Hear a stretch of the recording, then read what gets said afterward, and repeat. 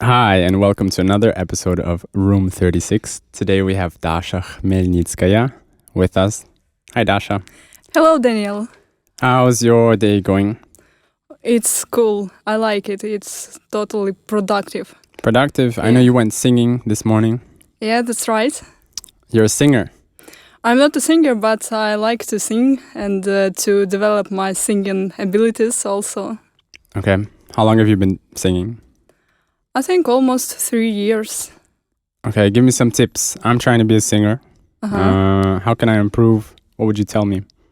Well, first of all, you need to find a teacher because, of course, you can sing in the shower and everywhere, but you won't improve a lot. And try if you really want to develop, you need somebody who will talk what's wrong with you because you can't hear it by yourself. For you, you'll sing like perfectly. I'm like a Mariah Carey. But for others, it'll be like, oh no, again. So you need a person that can say what's wrong in your singing. So it's the first advice. And of course, you need to have a taste, to listen to good singers, because first you need to learn how they sing and to try something similar, and only after this you'll develop your own style, your own, I don't know, some cool things, and that's I think. What about hip hop? What if I want to be a rapper, Dasha? I don't know. How can I train my rapping abilities?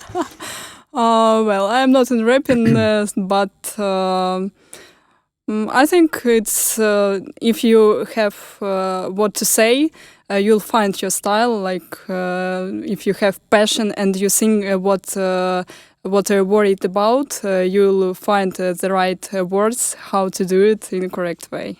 Okay. I want to give you a scenario, and it might be a tough one. Okay. I'm interested to see how you handle this challenge.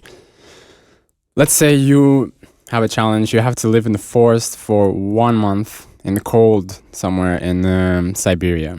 Okay. You can only take 3 things with you, 3 items to survive for 1 month. What would you take with you? You can brainstorm right now if you need. Well, I think if I need only 3 things to survive, it won't enough. You won't survive with 3 things in Siberia. But I can say for sure that I will bring with myself a book. Because I don't want to go nuts by myself in Siberia. I'm for sure I will. You mean so you can burn the book for fire?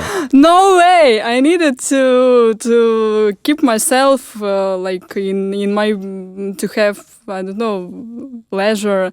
Okay. It's not for forest, for fire.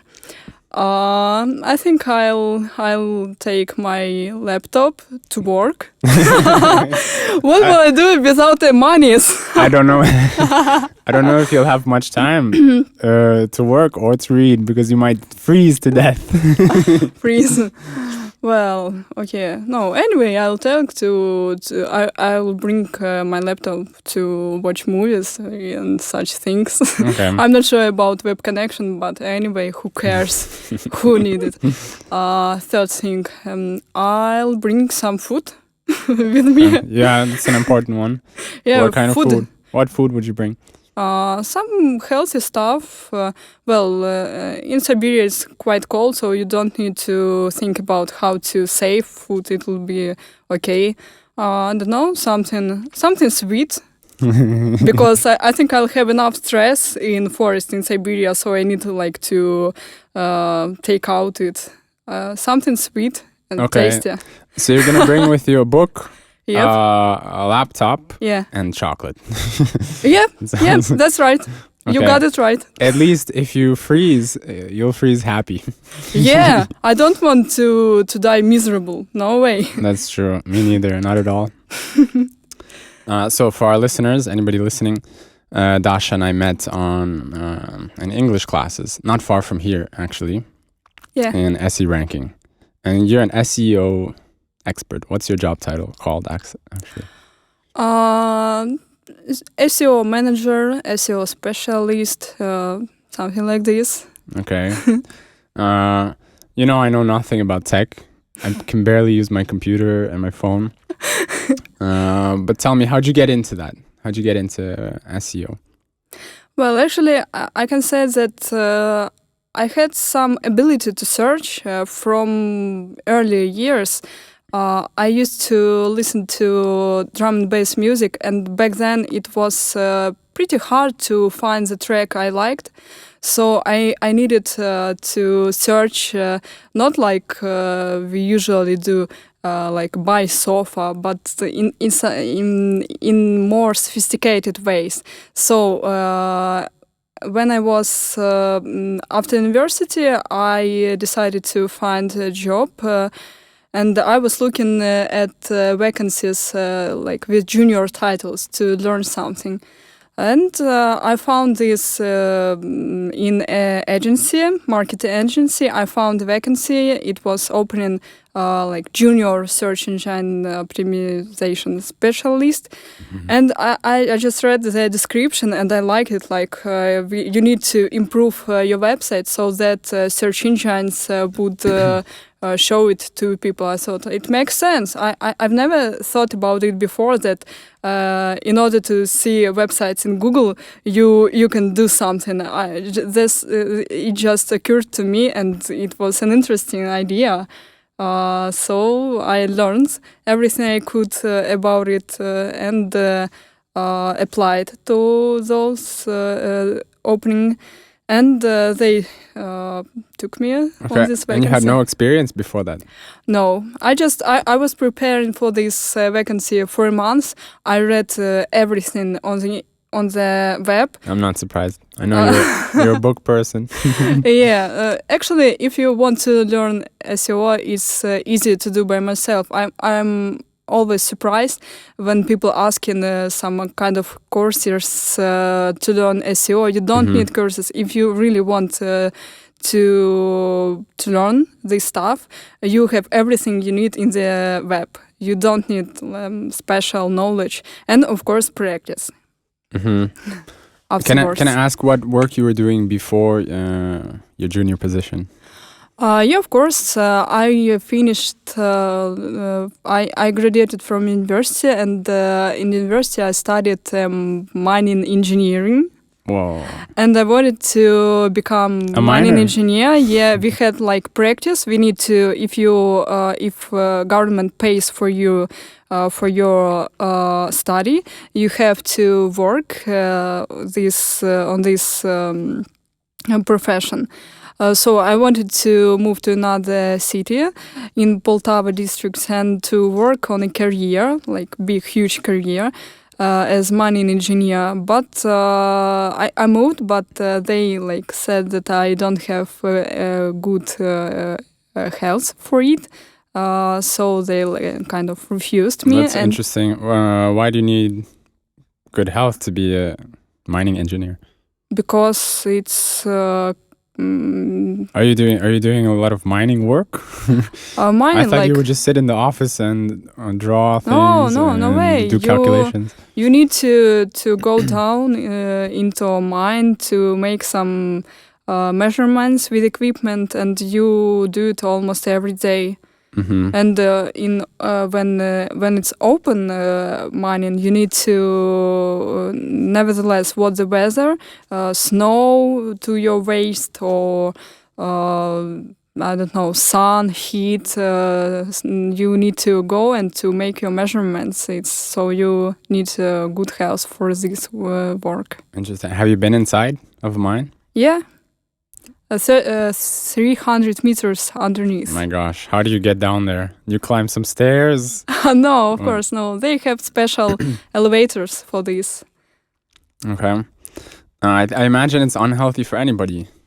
What? I imagine that it's unhealthy for anybody who's going down there. Yeah, of course. It's hard work and of course it's influences your health. Okay. I know one guy who he smokes a lot and he was a miner before and he told me that they would be in it's a shaft or an elevator going down. Yeah.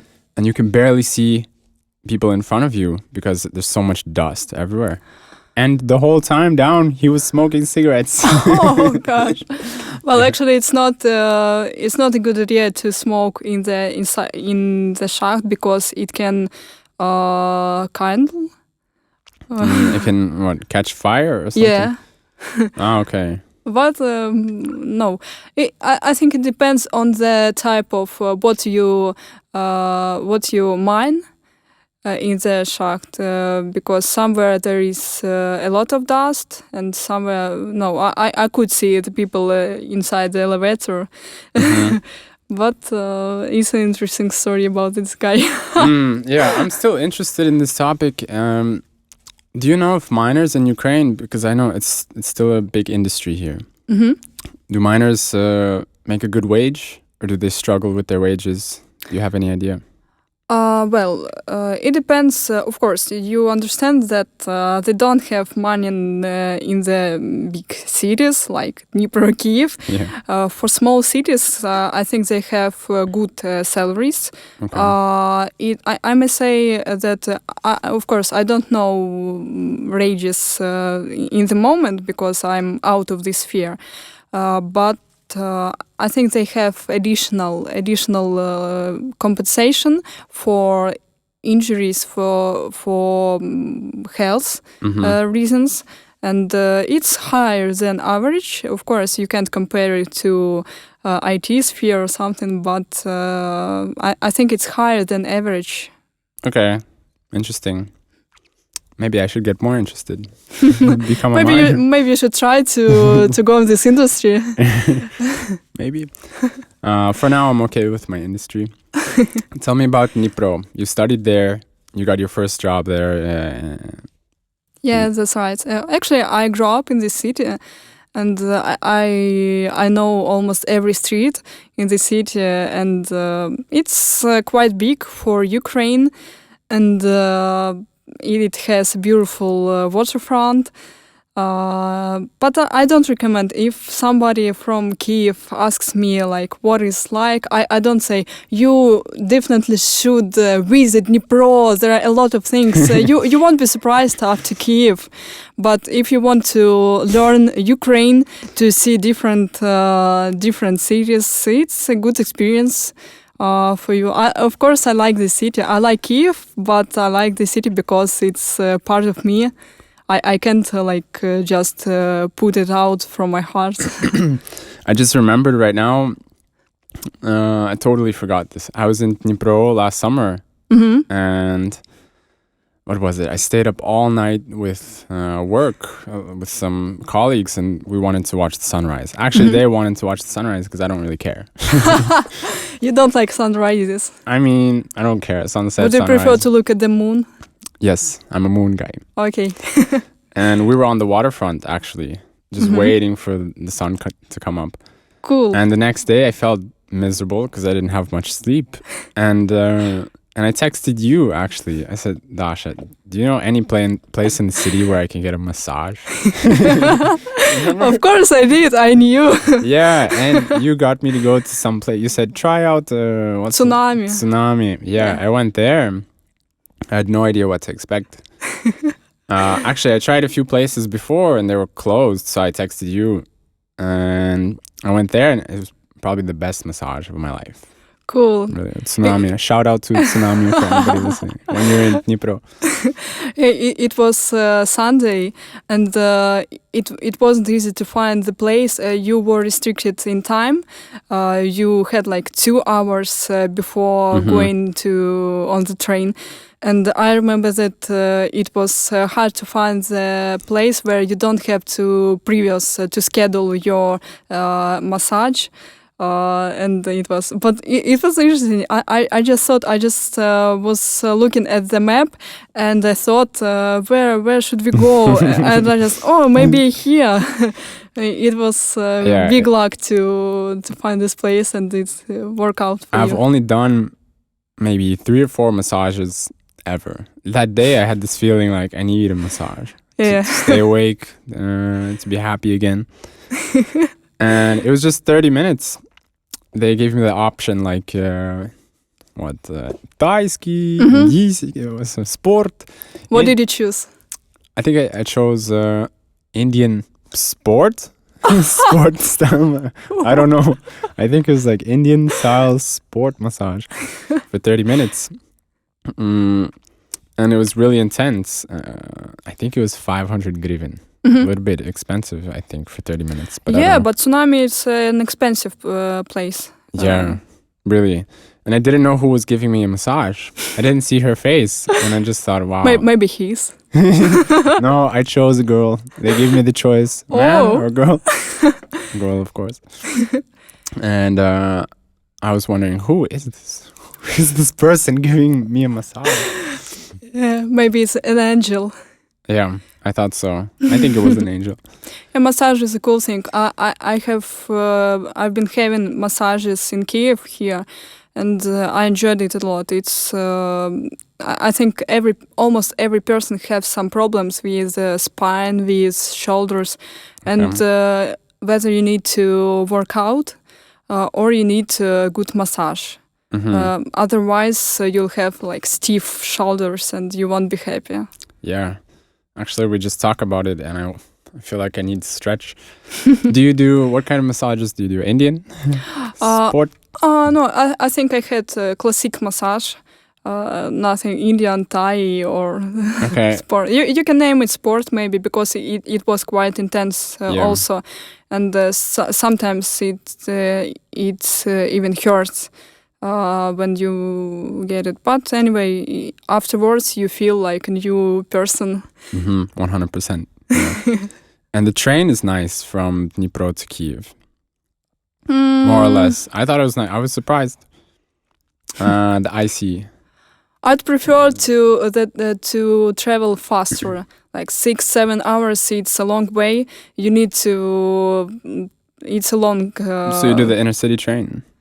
Yeah, intercity. I'd prefer. I know that if you have.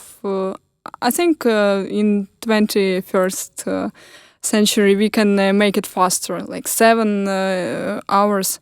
I would like to minimize the distances in Ukraine, so you can from Kiev go easily to Dnipro, to Lviv, and don't feel yourself wasted. Or Irpin, my hometown. You don't need to use train to get to yeah, Irpin. but it takes too long. Do you like it in there? I really love Irpin. Yeah, I'm surprised even how much I'm liking it. Shout out to Irpin. Shout out to Irpin. Irpin citizens. Yeah. What else do we shout out? Shout out to a few things today. Irpin is clean. There's not many people. There's a lot of trees, and it's cheaper. A lot cheaper prices. It's just really a hassle and difficult to come all the way to Kiev, which I do. Now I'm doing it twice per week. Now it's cool. You can allow not to go to Kiev, and when we work remotely, it's easily you can leave whenever you want. So it's cool to think. It's a big plus, big pros of remote work. For sure. I love remote work. Just the words get me excited. So you like it still? Yeah, work remotely, yeah. Yeah. How was it? Let's compare like when COVID started. You started working from home and now. What's the difference?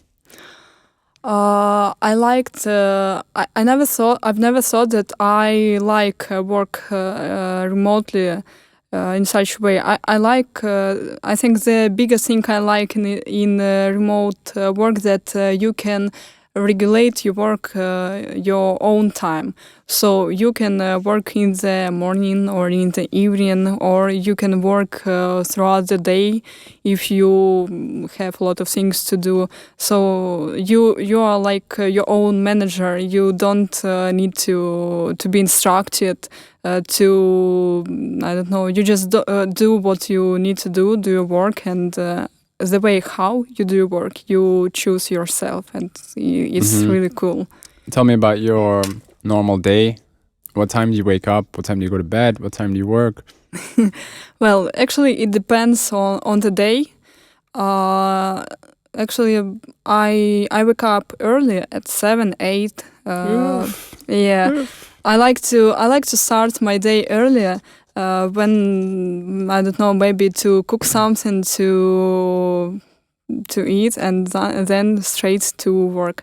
I like to work intensely, like several hours, and then plan something for dinner. I don't know, to visit some places, maybe some stuff you need to do, and then in the evening the hard work is starting, because I work with US I forgot. colleagues, and at 6 p.m. They like start work, and I have a lot of communication, and often from 6 p.m. till 11 p.m. it's intense work Okay. for me.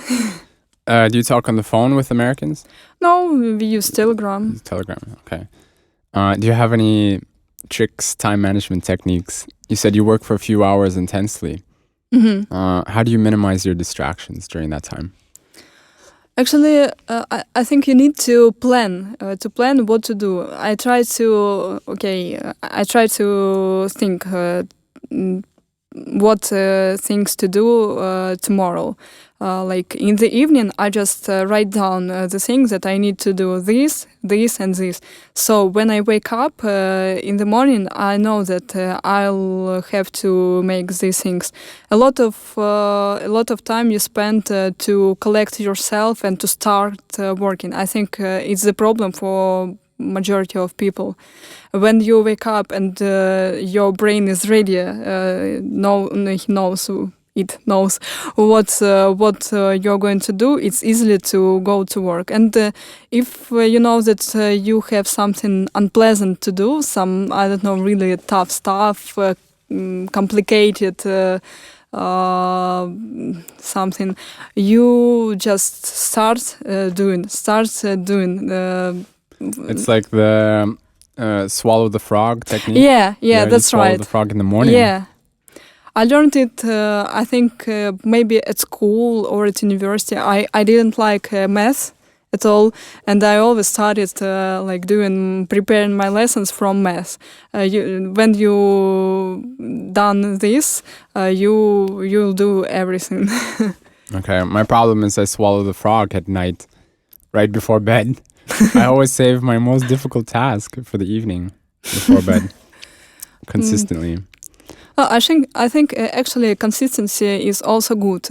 If you know that you'll start your work at 8, it helps you a lot because if you don't have strict time frames, you can postpone your work and then again and again, and it'll where you feel that you're escaping doing work and you feel not good about it, and it's when you aren't in a good mood, it's harder to get start your work. I think my work maybe is a little bit different from a lot of people's remote working because almost the entire time I have to talk. It's people all day long. And so certain time management strategies or like minimizing distractions, it doesn't work for me because actually during a lesson or these calls, I can't get distracted. I really want to sometimes. I start thinking about some thing, but I have to stay focused. But it can drain your energy sometimes. Yeah, for sure. To talk to somebody for a long period of time and then switch between different people throughout the day. I think it's important for you to be in a good mood, because if you don't have strength to speak with people can feel when you're not okay. Sure. And somebody will try to help you, to cheer you up. Somebody will think like, why he's so moody, and they won't be. They want to get service. They want Daniel who is happy and smiling. Happy they don't Daniel, want the motivator, the coach. They'll only feel that though if they're empathetic. Some people won't recognize, oh, Daniel's having a bad day. They won't know. But other people will. That's why usually I think I just tell them up front, like, tough day. But usually I'm happy, a very happy guy. Well, yeah, I think when you work with people for a long period of time, you get used to them. You know how to treat them. So I think you're professional, and it's not a problem for you to collect yourself and to start talking to people. It's surprising how a person can change, because I would say I was a pretty shy guy in the past. Yeah, and then I got a lot of experience just talking to people, I think spending time with people, and then you develop in such a way that I think your body and your brain adapts to this, and you think, okay, this is our new life reality. We just spend a lot of time around people. So it's interesting to see that change. It's interesting that you chose such a profession, because it really it was hard for you at first, I think. Yeah. And but in such way you grow. Sure. It's easy to choose the profession that suits you well, and but you won't grow up in this thing in this way. So yeah. You know what was really difficult for me in the beginning was eye contact. Yeah, why? I don't know. I couldn't keep eye contact with somebody. I thought if you're telling truth, it's not. maybe I was lying the whole time. Yeah, every word. Yeah, my first job in Kiev was as a native speaker in English Prime. Shout out to English Prime. Good profession, native speaker. Yeah, I don't know what job that is. I would just visit classes and just talk to groups of people. Mm-hmm. And the first time I went in for like a trial, and the supervisor told me afterwards, okay, great communication, but you have no eye contact with these people. And I said, oh, okay, I'll work on it. Well, it's hard when the person talks to you and don't look in your eyes. Sometimes it's hard to understand whether he's talking to you or no. So I think moreover, if it's a big group of people, it's important to keep eye contact because people will be confused otherwise. Sure, yeah. What do you think is more important? Eye contact when you're speaking or when you're listening? I don't know. Actually, I think my eye contact is quite intense. I used to look at other people's eyes when I talk, but I think it's more important. So you can listen to the person and look in the other way. And sometimes people they describe you something, they show you something, so you don't look, and they don't expect that you look in their eyes. So I think it's more important when you talk. It's more important to look at the eyes than when you're listening. That's interesting because definitely when I talk, sometimes I need some help from, I don't know who that is and who that is. I need some help from different areas around the room. Well, actually, people they need to scan the room. I think it's how we were made. We need to look to constantly be looking for danger, and that's why some people, if they in a new place, it's hard to concentrate on other person because you need to scan to get used to these places where you are. But when and I think it's quite contagious when you look in the other person's eye. I think the other person automatically do the same. But adapt. I may be wrong. Yeah, they adapt in a way. Some people. It's like a new job also. When you get a new job, back when we used to go to companies. Some people still do, I know. Centuries ago. When you get a new job, it's always like a new environment and you feel nervous. Yeah. And you're very edgy, like... Yeah, you don't know what to expect. You don't know anybody. Yeah. And of course, in some hours you'll get used. This guy, he's constantly chewing something. This guy, he... I don't know, just... chewing something? Maybe furniture. I don't know. Maybe you're thinking, okay, he's chewing something, so it's safe. It's not a predator. he's not gonna eat me because this tree is. You just pay attention to people that have such habits until you get used to it, and then in several days you don't notice this anymore. But yeah, it's scared. I don't know. Even I remember my first job in advertising agency. When I it's not just a new place, it's just a new like way of living. You need to go every day and you have no choice back then, so it's totally scary. You think, oh, I'll be doing this all my life. It's so intimidating. It's scary. But yeah, if you when you work in your profession for a long period of time, you get used to it, and you just move your routine from one place to another. So when I go to new place to work, I just do the same stuff that I did on the previous one. So it's easier. But if it's the totally first ever place where you work, it's scary. For sure. Tell me about your commute to work before, like for example, SE ranking. That would take me a very long time to get to SE ranking because I would walk from the metro, 15 minutes? And then it would take 40 minutes to get here to the metro from where I was living. How long did it take you? Actually, I think it's important how much time you spend because it's every day. So if your commuting isn't proper, you spend every day extra 1 hour or I don't know, half an hour. And if you count in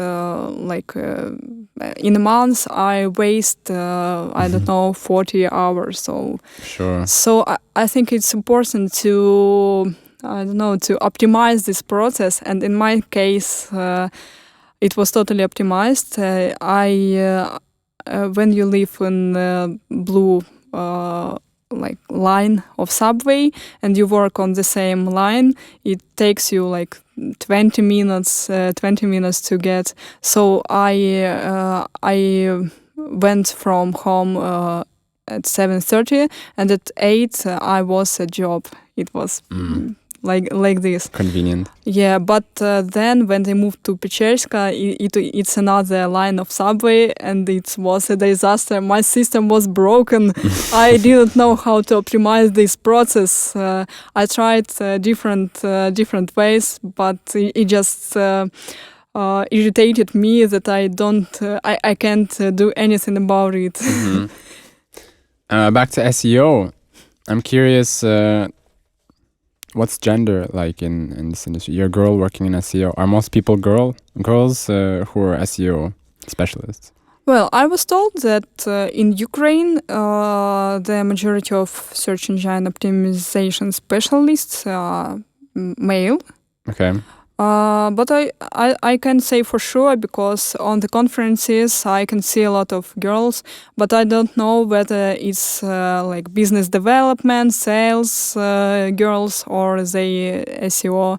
My boss now, she's a female. My other 2 colleagues are male. So it's hard to say. Based on our company, it's like 50-50.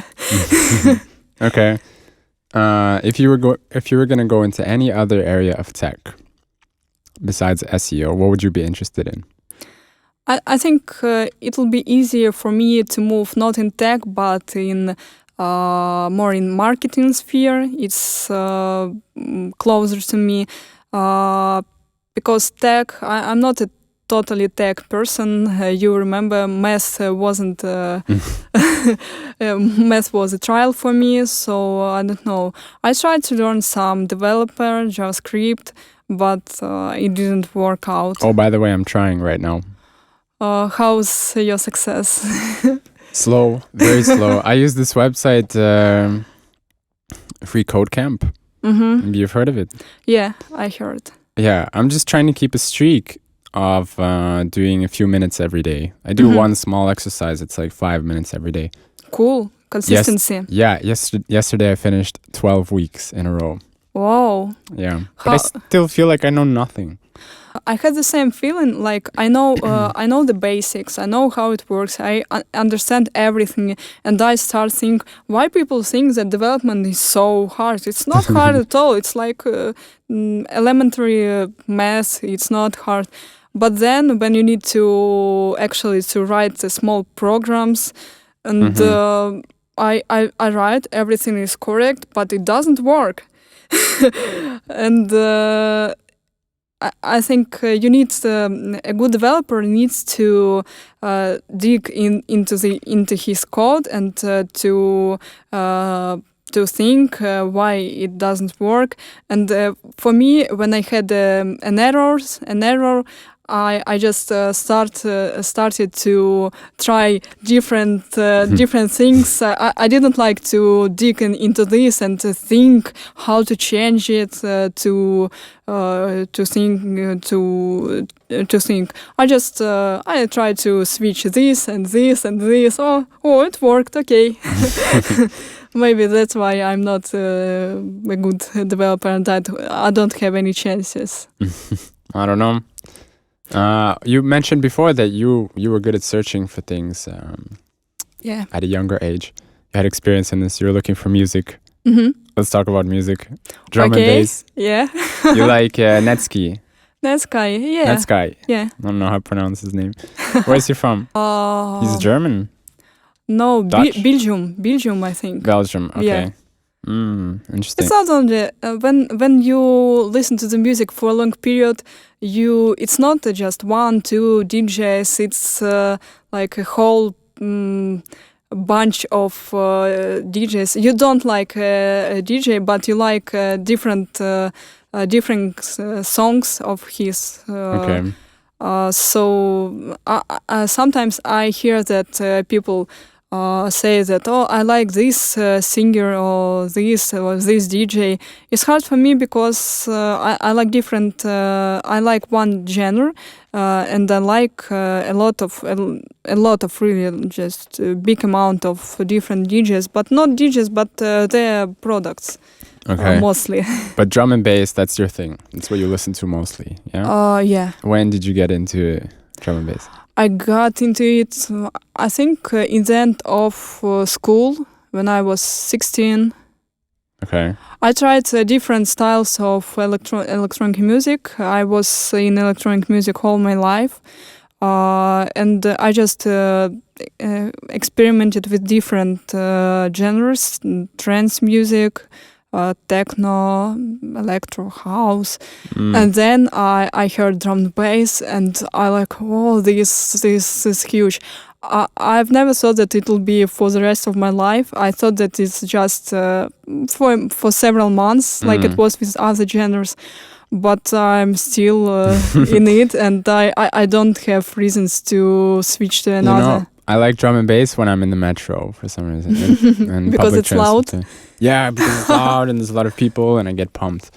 I like in drum and bass that every person can find something in this genre. You can listen to tough songs, to very like technician songs, to light like intelligent drum and bass, to with female voices or male voices. Okay. So it has a lot of types, sub-styles, and you can choose for your mood.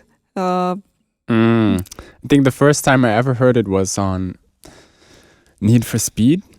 Oh yeah, maybe Pendulum, I think. Yeah, some game I was playing, and I felt like, oh, it's cool driving music. Actually, I like it starts to be quite widespread. Now you can easily to hear this music on Kiss FM or even maybe other stations. Back then, it was really hard. It was DJ Topolsky who made this music popular in Ukraine. he's like dad of drum and bass, and Mhm. he's also from Dnipro. Yeah, and that's all. But now you can easily turn on Kiss FM. When I'm at gym, I sometimes Kiss FM is playing there, and when I hear drum and bass, I'm still surprised, like, "Whoa, drum and bass playing! I can't believe it!" But actually, it's not so rarely it happens now, Mhm. and I'm glad. I would like more people like drum and bass. Shout out to drum and bass. Yeah. Well, Dasha, I think we're getting to that time. We'll wrap up. And so, Okay. thank you so much for coming today. Thank you It for was a pleasure inviting to have me. you. Likewise. Cheers, guys. Bye. Bye.